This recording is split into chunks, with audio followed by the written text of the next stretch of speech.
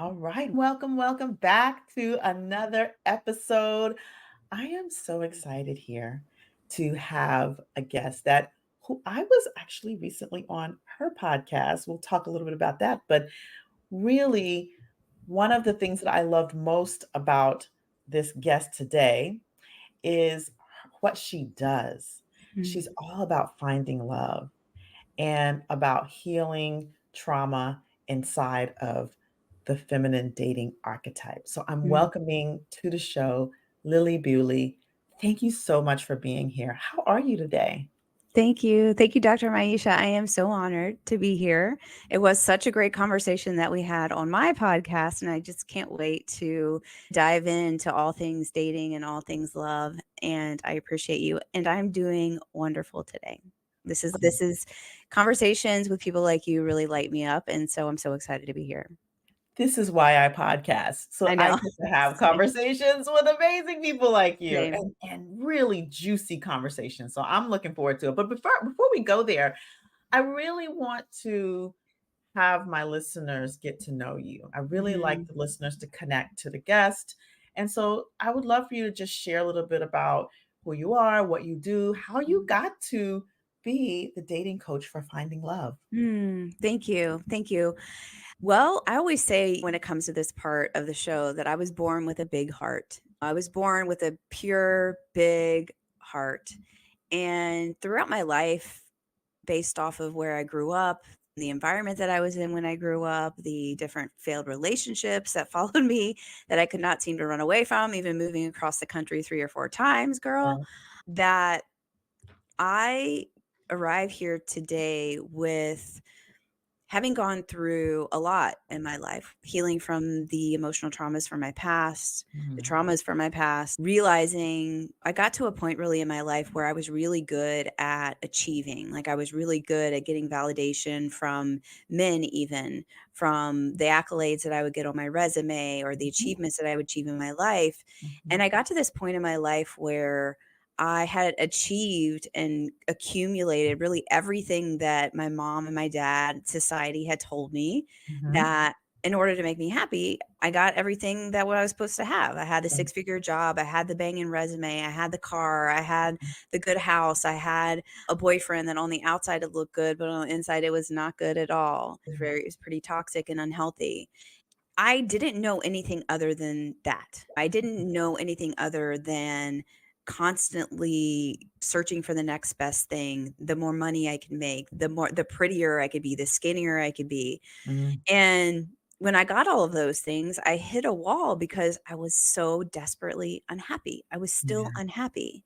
And so Mhm. that kind of turned me to realize, like through a very dark night of the soul at that point, Mhm. turned me into myself and to realize like all the things that I was taught really was wrong.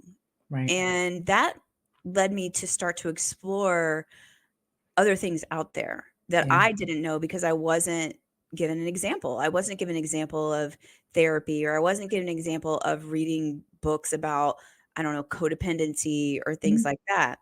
And so I started that down that path. And that was about 10 years ago today.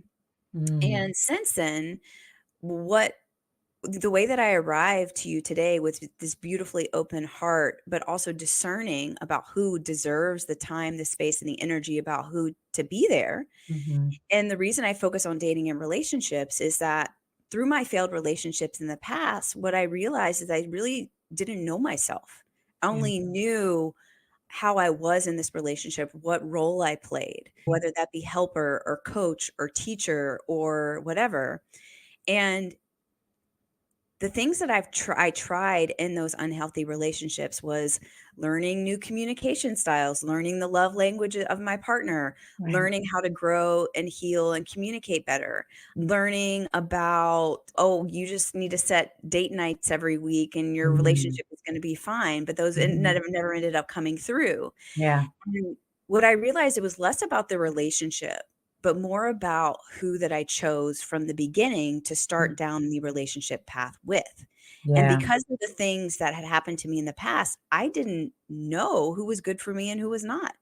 I didn't know how to listen to myself. I didn't know how to listen to my intuition, my body. I didn't know how to speak up for myself. So my pattern was self-sacrificing, self-abandoning on the inside. And Mhm. so that's why I focus on dating today, is to help, because of the path that I walked myself of relearning how to listen to my intuition, speak up for my needs and my wants and desires, knowing what my true needs, wants, and desires are, which is all under all of the stuff that has happened to us in the past. Yeah. So that's what I help women do today is, why not start from the very beginning instead of trying to polish a turd in a crappy relationship with someone that does not want to meet you halfway? Yeah. Why not from the beginning know from the beginning who is right for you or who is not, Mhm. and then start to walk down that path of learning and growing yourself together and with the relationship. So that's why I focus on dating, is why not do it from the beginning? I love that. I love that. There's so much in what you said, right? There's so much what you said. One of the things that occurs for me is, as you talked about, you had the car, you had the banging resume, you had the Mhm. house, you had all the things, right? All the things. And there was something that was missing. You even had the boyfriend. There was Mhm. something that was missing. And Mhm. then fast forward to this piece of understanding yourself and knowing how to stand up for yourself and knowing what certain things feel like in your body.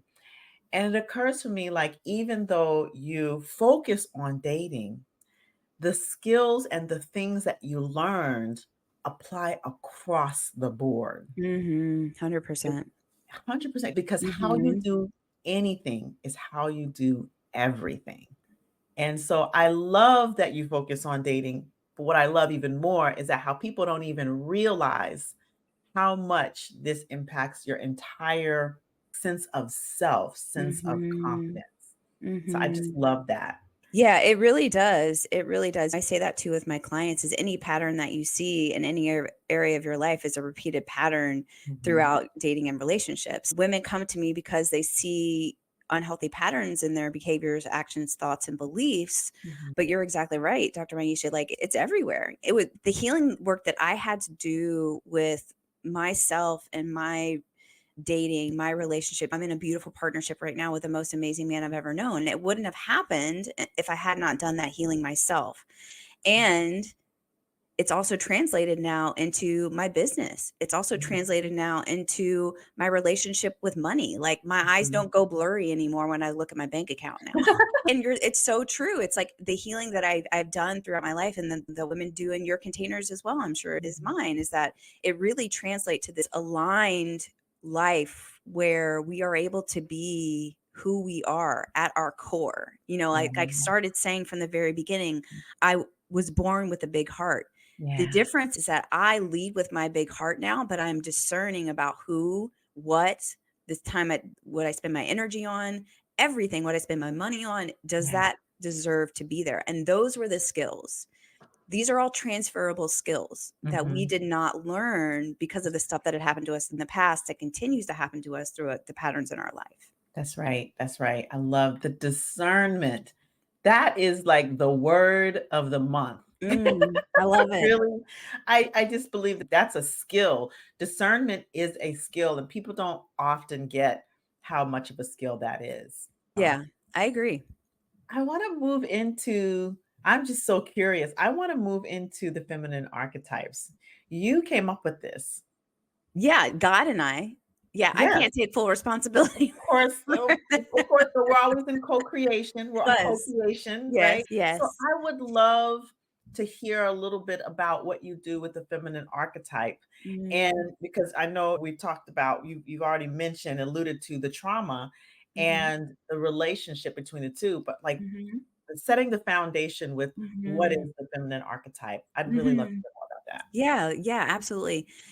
So, yeah, let's set the foundation. The feminine dating archetypes, just first and foremost, is they can be in archetypes, let's say. So, there can be a place where women get stuck in the dating and relationship process, or they can be in phases. They were phases that I moved through, but that's only because that I courageously and conscientiously stepped into healing, and just to set the stage on that. And how they came about was me going through my healing process and seeing, they always say hindsight's 2020, and seeing what I went through the process. And then the training that I have about what happens inside of us with our nervous systems, what happens inside of us with attachment theory. Yeah. So I had all this, it's like this big soup that was Mhm, happening in the mhm, last maybe 5 or 6 years, was me going through my process, knowing what I know about how our bodies and brains, our thoughts, behaviors, and actions and beliefs happen because of the stuff mhm, that the trauma that we've gone through. Then watching my clients go through this process of these different phases, taking them through these different phases, mhm, and then realizing like this is a thing. And then God was mhm. like, yo, this is how God talks to me. God's like, yo, you need, this is a thing. And so it all came together with these 4 different feminine dating archetypes. And what I love about these is that it helps women realize that they are not alone in their process and their journey. Because what happens if you are a woman that is dating, sees toxic and unhealthy patterns in dating and relationship, and goes and tries to talk to your family and friends about it, you inevitably feel unseen, unheard, misunderstood, because it's typically brushed over. Oh, just Mhm, go have fun. Or, oh, there are many fish in the sea. mhm, And what is happening inside of you is not fully like able to be understood by other people in your life. And so what I love about this is it really takes an inside out approach. Like, what is happening on the inside of you when you're seeing these behavioral and patterns in your dating life? And so that's what I love about all of this, is that I really want women to be seen and know that you are not alone in this. Like, you don't have to cover up or like good vibes only the fact that you have anxiety and overwhelm when you don't hear back from the other person in 48 or 72 hours, right? That's mhm. normal, and it's not just like, it's not just something that you brush away. So that's where they came from, if that makes sense. I love that, I love that. Would you be willing to give, like, an example of 1 or 2 of these archetypes so that people get a sense of what is this?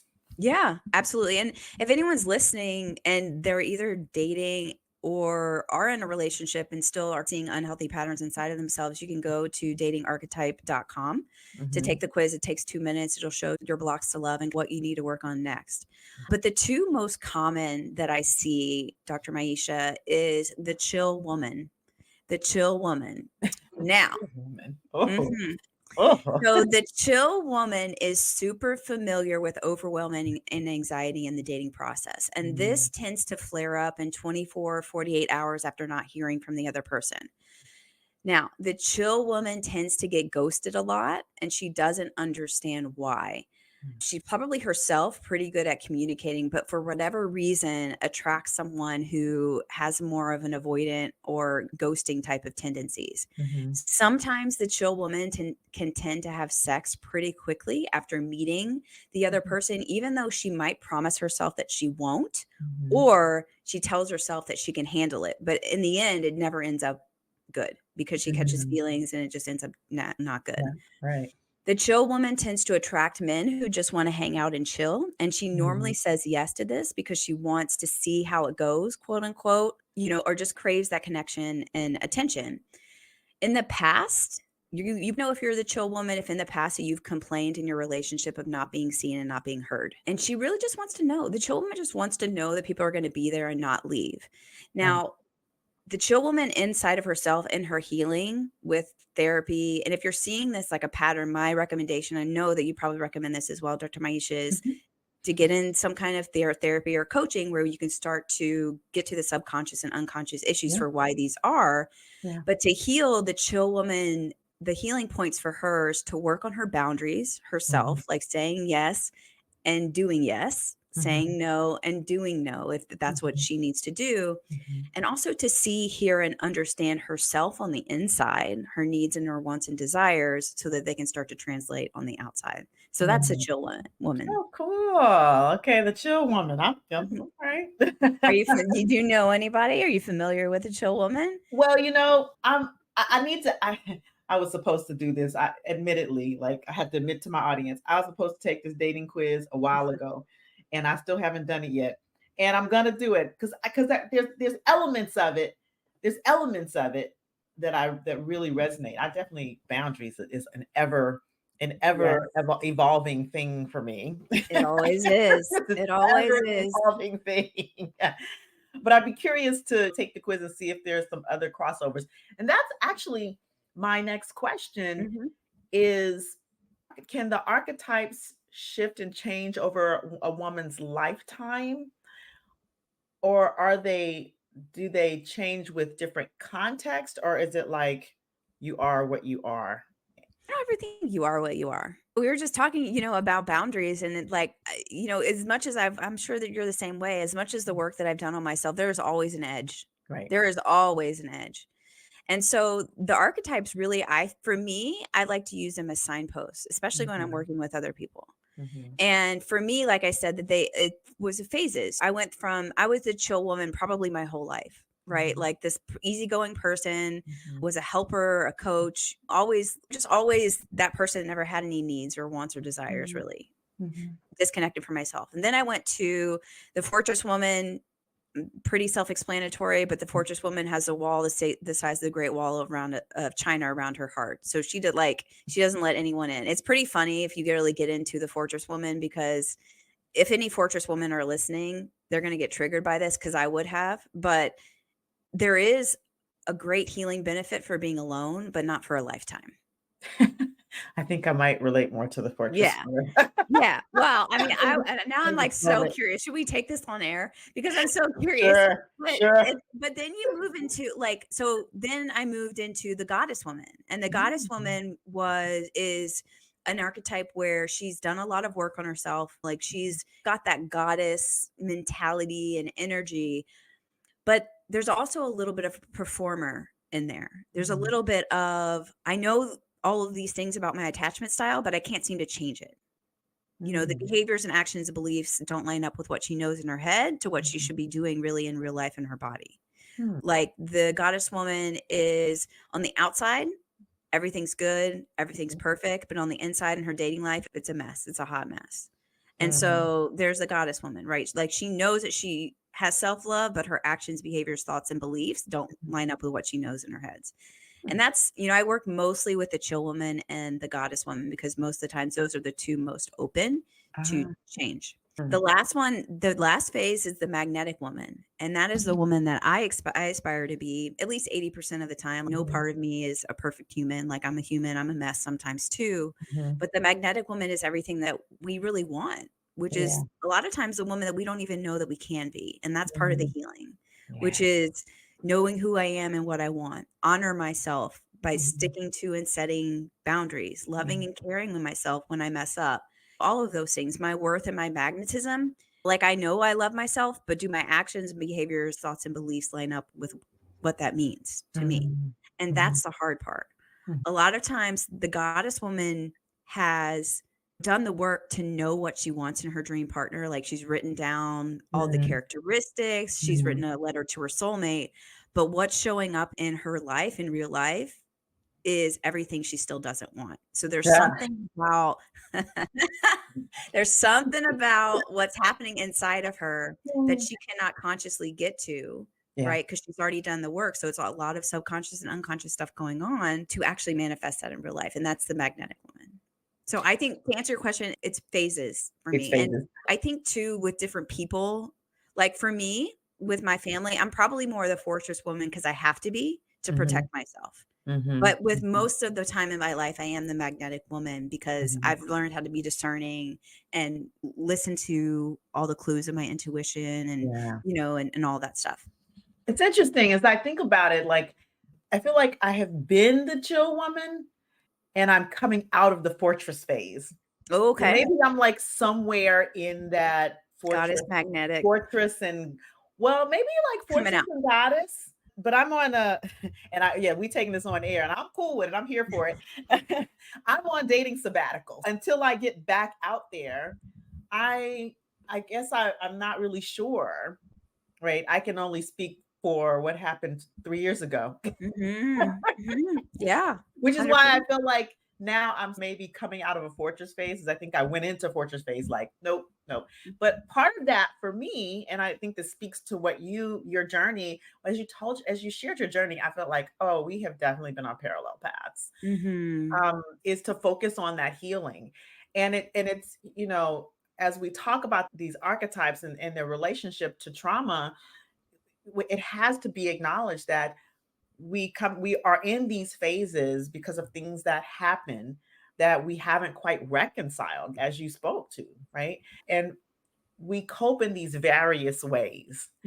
And Mhm. so when I think about my fortressness, Mhm. for this fortress phase, I think about that being, like you said, a protective phase, but also a cocoon phase for me. Like, I Mhm. need to do the work, and I'm not letting anybody in until this work is done, Mhm. because otherwise I'm going to be the goddess attracting all the things that I don't want to be attracting, right? Like that Mhm. kind of thing, Mhm. rather than being the magnetic woman who is attracting.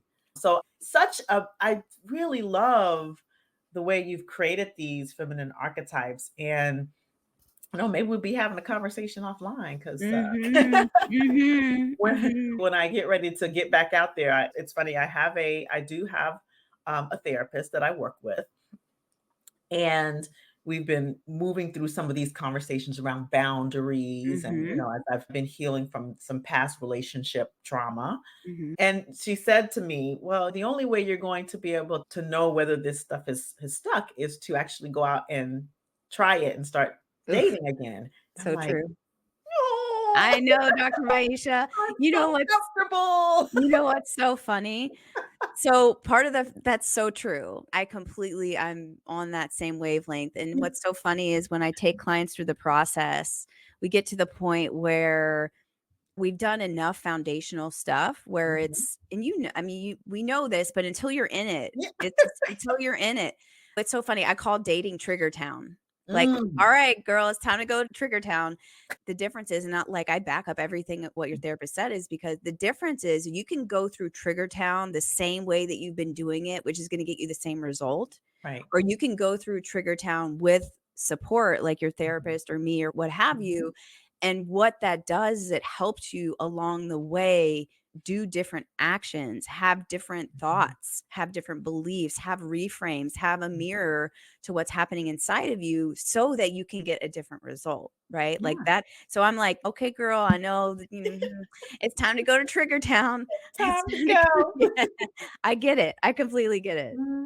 Gotta build the muscle, right? It's like That's going it. to the gym. That's You go it. to the gym, you lift the That's weights, your it. body gets a little sore. It's just shaking off that lactic acid. That's it. You drink lots of water, you support yourself with good nutrition, and you nourish yourself, good self-care. Then you get back out there, you go to the gym the next day and you lift those weights. And before you know it, you got those beautiful, nice shoulders and a nice Mhm. back, and whatever kind of stomach that you feel That's comfortable it. with. I'm not going for the flat stomach because, Yeah. my culture, we like a little bit of curviness, and Mhm. so, but yeah, it's really great. It's really great. And thank you for affirming what has Mhm. been shared with me. So yes, we Mhm. will probably be having a conversation. Yeah, absolutely. Yeah, and, like I said, some things I kinda wanna leave some women with that have been listening and have been seeing maybe too feeling too seen and too heard and too understood, right? Which is also like it can be a very confronting feeling because no one Absolutely. has really felt like that before. Absolutely. So if you're seeing these unhealthy things happening in your dating life, in your relationship life, what I really would love someone to know is that it's not you. This isn't you. You're not broken. You're not unfixable. You don't have to resign. Like when I, there was a point in my life when I resigned myself to having a crappy relationship because Yeah. that was all that I knew, right? It's not you. It's just a part of you that is screaming for you to heal. It's not Yeah. you that's attracting the emotionally unavailable men. It's just a part of you. And that is the healing work is really starting to understand, to see, to hear, to love, to have compassion, understand what's happening on the inside so you can get the outside result. And it's not typically something that you can do alone. There's a lot of work that you can do alone, but then that's when you hit the goddess woman phase and you can't get to the conscious stuff. I hope that helps and gives a little bit of space with whoever's Yeah. listening, is that it's not you, it's really just a part of you screaming out for you to do something differently and heal. Yeah, I love that you brought that in because it is easy when we start to talk about archetypes and we talk about these things to then wrong ourselves or Mhm. should 100%. ourselves, right? I Mhm. should be here. And one of the gifts of doing work with people like you Mhm. is that you do get that space. You get to work inside of your blind spots, right? Mhm. That's when you talk about the goddess person is the only thing, all that she could done consciously, but then Mhm. there's the blind spots Mhm. that need to be revealed and unearthed Mhm. and healed.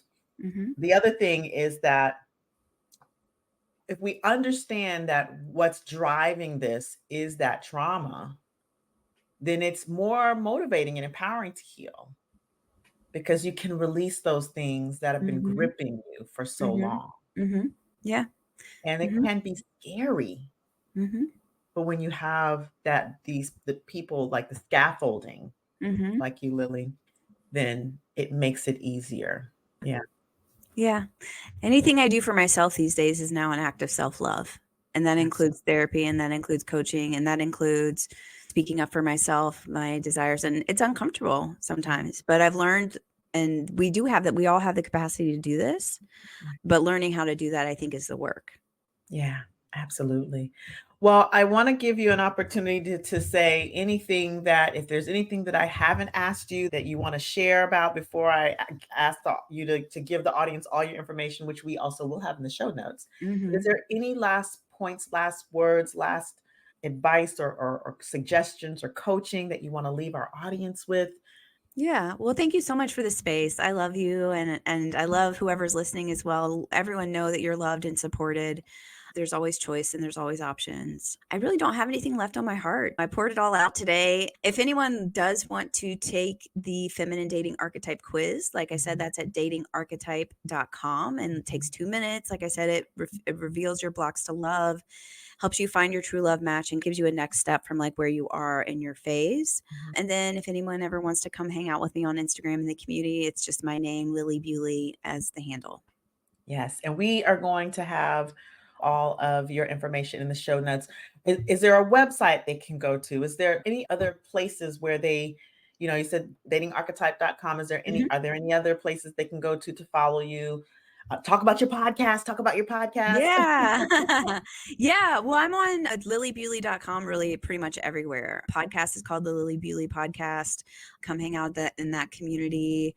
And yeah, if like I said, my urge for you, if you're feeling too seen, too heard, too understood, it's because there's something up for you to heal, and to take the dating archetype quiz is going to be probably the most important step. Yes. So go and take the dating archetype quiz. That is your homework audience for today, and my homework as well, even though I kind of took it right here on the show. But that is our homework for today is we need to go and take the dating archetype quiz at datingarchetype.com. Mhm. Yes. And so, Lily, thank you so much for being with me today. Thank you for just your love. Thank you for the light that you bring, the knowledge and expertise that you bring, and for being my partner in this conversation. Yes. Thank you so much, Dr. Maisha. It's been a pleasure. Absolutely. We'll have to do it again. Absolutely. All right, you all go check out Lily right now. Check out her podcast, check out the quiz, go hang out with her on Insta and share this episode. Share it with a friend, share it with a family member, share it with a colleague, share it with someone you know who is wanting to find love but is having issues doing it. So share this episode. Leave us a review because we really want the people who are coming behind us to know that this podcast is changing lives and making a difference. So, with that, as always, I thank you for listening. Without the listeners, there is no podcast. And until our next episode, you all stay empowered.